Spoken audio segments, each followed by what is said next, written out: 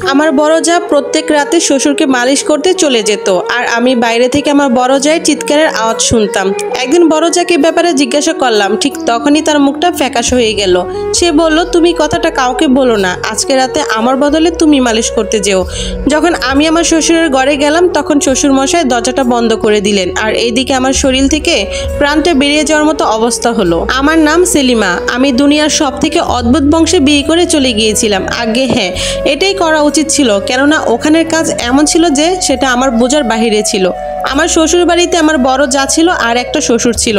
আমার বাসুর শহরের বাইরে থাকতো, তাকে আমি বিয়েতেও দেখিনি।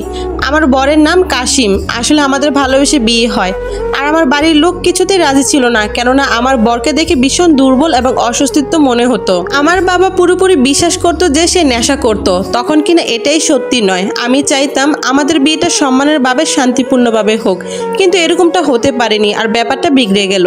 আমার পরিবার আমার বরকে বলল 3 দিন সময় আছে ওকে তোমার বিয়ে করার জন্য, না হলে ওকে ওর খুড়তুতো ভাইয়ের সাথে বিয়ে দিয়ে দিব।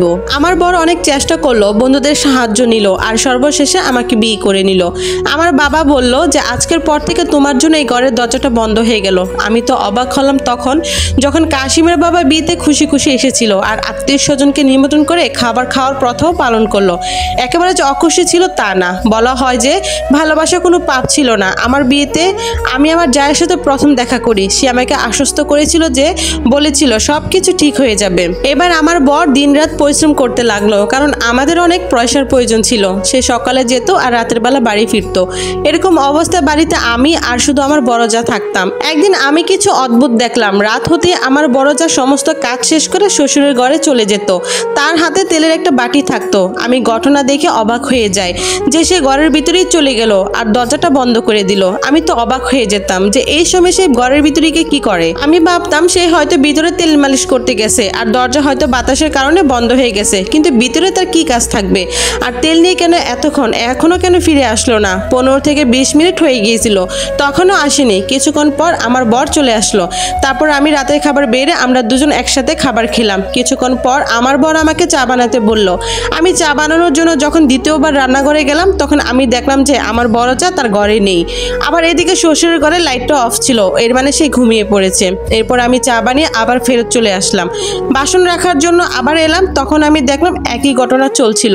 যাই হোক বাবা, চকিদারি হয়ে তো আর বসে থাকতে পারবো না, আর কিছু করতেও পারবো না, তাই আমি আমার ঘরে চলে আসলাম। সকালবেলা আমি আমার যাকে জিজ্ঞেস করতে চাইলাম, কিন্তু আমার সাহস হলো না। পরের দিন আবার একই ঘটনা ঘটলো। রাত হতে সমস্ত কাজ শেষ করে তাড়াহুড়া শুরু করলো। দেখলাম যখন বাড়ির সবাই শুয়ে পড়েছে তখন দেখলাম তেল নিয়ে এসে শ্বশুর ঘরে চলে গেল। আমার বর অনেক দেরি করে বাড়িতে আসে, আর এদিকে দরজা বন্ধ করে যাওয়ার বিষয়টা আমাকে অনেক ভাবালো। আমি আস্তে আস্তে হাঁটতে হাঁটতে ও ঘরের সামনে আসলাম। আমি এগিয়ে গেলাম, কারণ আমি হয়তো প্রয়োজনের থেকে একটু বেশি কান পেতেছিলাম। শুনলাম ছোটোখাটো চিৎকারের আওয়াজ।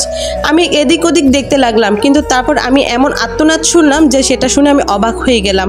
ঘরের ভিতর থেকে আমার জায়ের চিৎকারের আওয়াজ আসছিল। আমি আমার নিজের কান হাত পা দিলাম।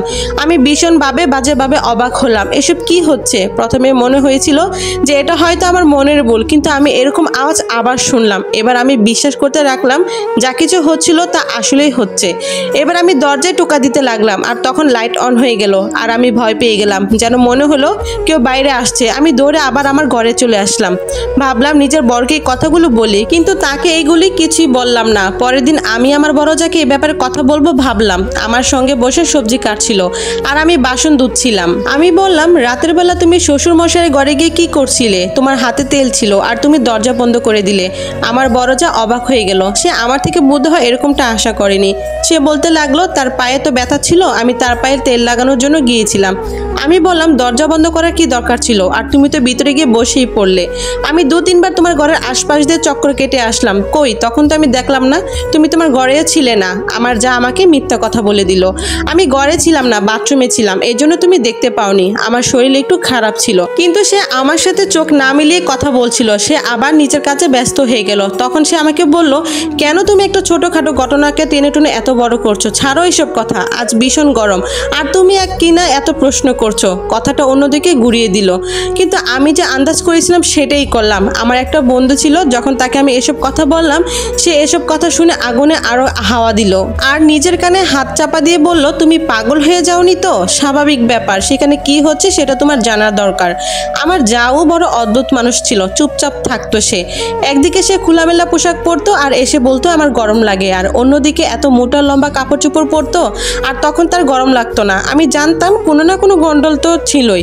একদিন আমার ঘরে এক আত্মীয় আসে, তার সাথে আমিও কথা বললাম। তখন সে বলল, তোমার বর বিয়ের আগে সে বাইরের দেশে যেতে চাইতো, তার বাবা তাকে যেতে দেয়নি। আমি বললাম, আমার বর বাইরে না গেলে ভালো, আমি তাকে ভীষণ ভালোবাসি। হ্যাঁ, তোমার বড় যার বড় তো বাইরেই আছে, বেচারা কত উদাস থাকে। আমি বললাম, কই, সে তো উদাস থাকে না, একদম সাধারণ থাকে। সে খুব ভালোভাবে সেজে গুজে থাকে, হাতে চুড়িও পরে। তখন সে বলতে লাগলো, এমনটা নয়, আমি তাকে বড় উদাস দেখি, এমনিতে সে অনেক সুন্দর। আমি বললাম, হ্যাঁ এটা তো সত্যি, এরকম ভাবে যদি বর কাছে না হয় তাহলে সে সেজে গুজে কাকে দেখায়? হয়তো মন চায় সেজন্য হয়তো। আর এটা তো ভালো কথা, মানুষের নিজের জন্য সাজা উচিত। শুধুমাত্র বরের জন্য তার বউ কেন সাজবে? নিজের জন্য তো সাজতে পারে, যাতে সে নিজেকে খুব সুন্দর দেখাতে পারে, আর নিজেকে সুন্দর দেখে সে নিজেই খুশি হবে। আমার বড়জাকে দেখে একদমই লাগে না যে তার বর বাইরে থাকে। তাছাড়া ওই ঘরে আমার বাসরকে নিয়ে কথা হয় না, কেউ কারোর নাম নেয় না, আর না আমি তার ছবি দেখেছি। আমার বড়জাকেও আমি কখনো ফোনে কথা বলতে দেখিনি। যদি বর বাইরে থাকে তাহলে তো ফোনটা তো অন্তত করতো। এমনকি আমার শ্বশুর এটাও বলে না যে আমার ছেলে বাইরে থাকে। একবার আমরা সবাই খাবার খাচ্ছিলাম, তখন আমার শ্বশুর বলল, আল্লাহ একটাই তো ছেলে দিয়েছে, আর এই সমস্ত সব কিছু তো তারই করে দিব।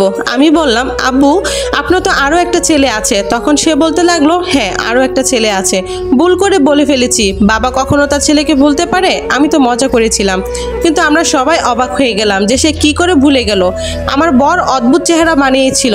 আমার বড় যা এদিক সেদিক তাকাতে লাগলো। আমার এমন মনে হলো এরা তিনজনই আমার থেকে কোনো কথা লুকাচ্ছে, কিন্তু আমার বড় যার একই রুটিন ছিল। আমি আবার তাকে জিজ্ঞাসা করলাম, তখন সে বলল, শ্বশুর পায়ে ব্যথা হয়, যতক্ষণ পা টিপি ততক্ষণ সে ঘুমায় না। কিন্তু আমি এটা ভাবতে লাগলাম যে যখন শ্বশুর ঘুমিয়ে পড়ে তখন যে যা ফেরত কেন আসে না? সারা রাতি বা ঘরে বসে বসে কি করে, পা টিপে? শ্বশুর তো কোনো সম্পর্ক নেই তার সাথে, তার তো কাকাও না, নানাও না। উনি বাড়ির এই বৌমাকে তার বংশের মধ্যে দিয়ে দেননি, এই বংশের বাইরের মেয়ে। তাহলে কত অদ্ভুত ব্যাপার যে শ্বশুরের ঘরে চলে যায়, সে সারা রাত বসে শ্বশুরের পায়ে মালিশ করে আর ওখানে ওর ঘুমিয়ে পড়ে।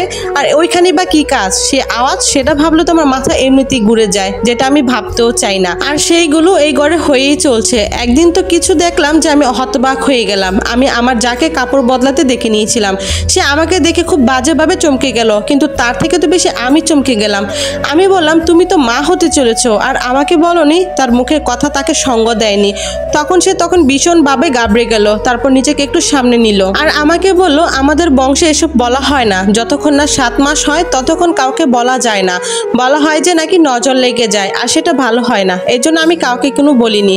আমি বললাম, এটা তো আমার বর আমাকে বলেনি, কখনো শ্বশুরমশাই এই কথা বলেনি। তারাও কি জানে না? আমার জায়ের মুখে কোনো কথা ছিল না। সে বলল, তারা জানে, তাদের হয়তো মনে নেই।